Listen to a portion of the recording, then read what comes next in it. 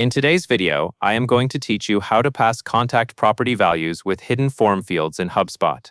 This is a helpful technique when you want a form submission to quietly include extra information, like a campaign source, a product name, or an internal tag, without asking the visitor to type it in.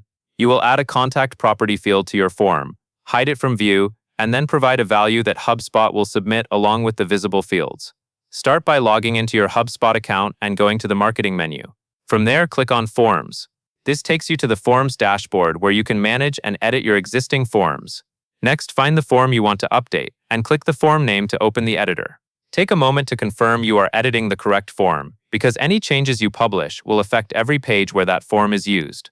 Once you are in the form editor, look for the available fields and properties you can add. Drag a contact property into the editor. This should be the exact property you want to populate, such as a custom contact property you created for tracking, segmentation, or routing. After you add the property field, click directly on that field to open its settings. In the field options, check the setting that says Make this field hidden. This is what keeps the field off the form for visitors, while still allowing HubSpot to include it in the submission behind the scenes. Now set the value you want this hidden field to send.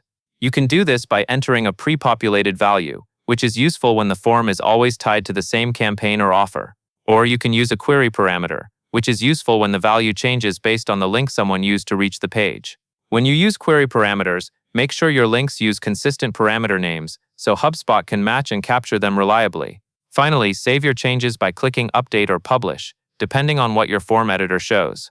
After publishing, it is a good idea to test the form once to confirm the contact property is being passed correctly on submission. And that is all there is to it.